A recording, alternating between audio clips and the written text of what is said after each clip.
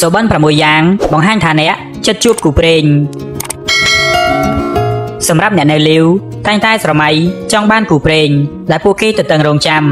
មកជាយូរហើយទាំងនៅពិភពខាងក្រៅនិងក្នុងសូបិនជាដើមថ្ងៃនេះផងដែរសូមនាំអារម្មណ៍ប្រិយមិត្តឲ្យបានដឹងពីសូបិនទាំង6យ៉ាងតែជាប្រផ្នូលមួយបញ្ជាក់បានថាអ្នកจะដល់គូព្រេងហើយ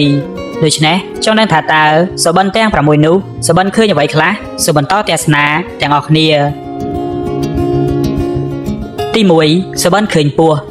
នេះជាសូបិនមួយបញ្ជាក់ថាអ្នកនឹងជួបមនុស្សម្នាក់ដែលធ្វើឲ្យអ្នកធ្លាក់ក្នុងអន្លង់ស្នេហ៍ហើយមនុស្សនោះនឹងលងស្រឡាញ់យើងវិញផងដែរ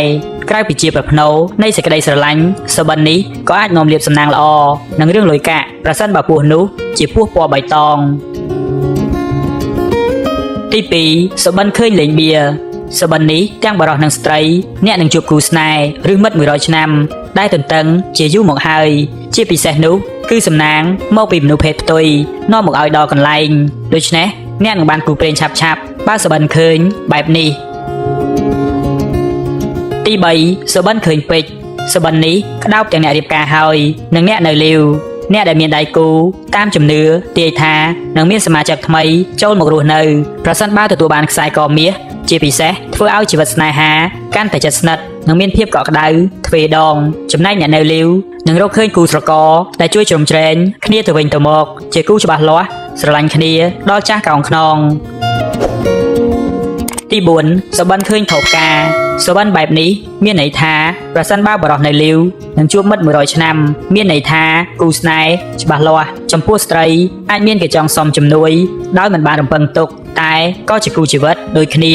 ចំណែកអ្នកដែលរៀបការហើយអាចមានកូនប្រុសឬស្រីដែលជាកូនប្រកបដោយកន្លងធម៌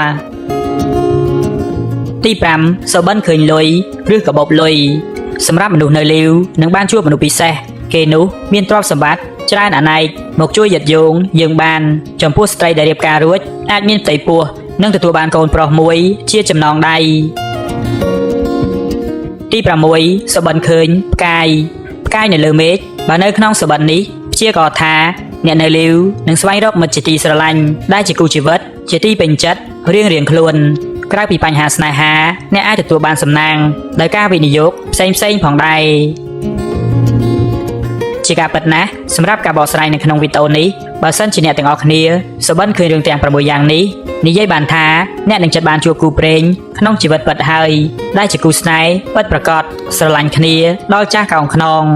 តើប្រិយមិត្តពុកម៉ែបងប្អូនយល់យ៉ាងណាចំពោះការបកស្រាយនៅក្នុងវីដេអូនេះសូមខមមិននៅខាងក្រោមវីដេអូដើម្បីឲ្យ admin បានដឹងពីមតិរបស់បងប្អូនក៏ដូចជាសូមជួយចុច like ចុច subscribe ដើម្បីទទួលបាននូវវីដេអូថ្មីៗ